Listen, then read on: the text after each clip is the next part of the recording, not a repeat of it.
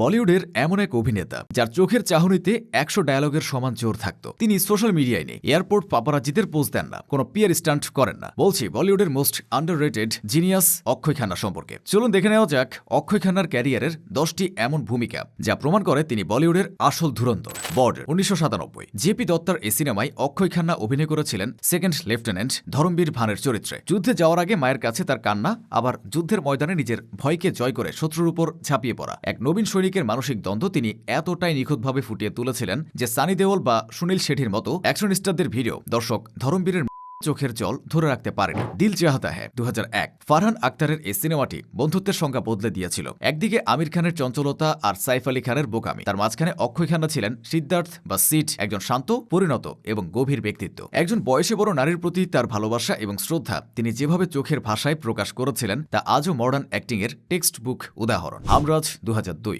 আব্বাস মস্তানের এই থ্রিলার সিনেমায় করণ মালহোত্রার খলনায়ক চরিত্রে তিনি ছিলেন স্টাইলিশ, ধূর্ত এবং লোভী। ববি দেওল হিরো হওয়া সত্ত্বেও সিনেমার ফার্স্ট হাফে অক্ষয় খান্নার চার্ম দর্শকদের তাকেই হিরো ভাবতে বাধ্য করেছিল। নেগেটিভ শেডেও যে এতটা কুল এবং স্টাইলিশ হওয়া যায় তা অক্ষয় খান্নাই দেখিয়েছিল। এই সিনেমার জন্য তিনি প্রথমবার খলনায়ক হিসেবে ফিল্মফেয়ার পুরস্কার জিতে নেন। দিওয়াঙ্গি 2002। আনিস বাজমির এই সিনেমায় তার চরিত্র ছিল রাজ গোয়াল, একজন সফল ও তীক্ষ্ণ বুদ্ধির আইনজীবী যিনি কখনো কোনো মামলায় হেরে যাননি। অক্ষয় খান্না একজন আইনজীবী হিসেবে যে স্মার্টনেস এবং পরবর্তীতে নিজের মক্কেলের কাছে ধোঁকা খাওয়ার পর যে অসহায়ত্ব ও রাগ ফুটিয়ে তুলেছিলেন তা ছিল অনবদ্য। হাঙ্গামা 2003। প্রিয় দর্শনের কাল্ট ক্লাসিক কমেডিতে তিনি জিতু সহায়ের ভূমিকায় অভিনয় করেছেন। একজন সরল মানুষ যিনি ভুল পরিচয়ের হাস্যকর পরিস্থিতিতে আটকা পড়েছিলেন। তার সে কনফিউজড এক্সপ্রেশন এবং পরেশ রাওয়ালের সাথে তার কেমিস্ট্রি আজও মিম ম্যাটেরিয়াল। সিরিয়াস রোল থেকে কমেডিতে তার এই ট্রানজিশন ছিল অবিশ্বাস্য। Gandhi my father 2007। ফিরোজ আব্বাস খানের এই সিনেমায় তিনি মহাত্মা গান্ধীর বিচ্ছিন্ন ও বিদ্রোহী ছেলে হরিলাল গান্ধীর চরিত্রে অভিনয় করেছেন। বাবার ছায়ার নিচে পিষে যাওয়া এক সন্তানের হাহাকার, নেশার কবলে পড়া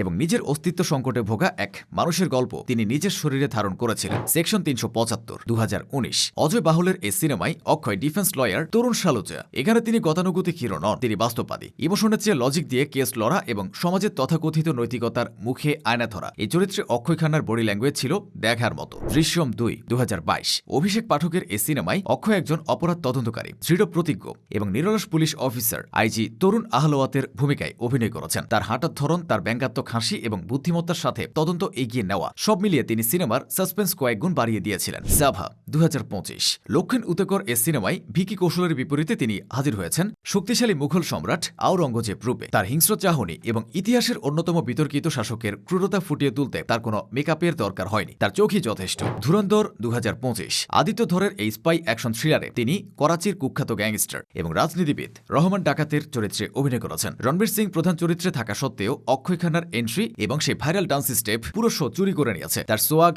তার নেগেটিভ শেড এবং স্ক্রিন প্রেজেন্স প্রমাণ করে বয়স বাড়ার সাথে সাথে তিনি যেন আরও ধারালো হচ্ছেন।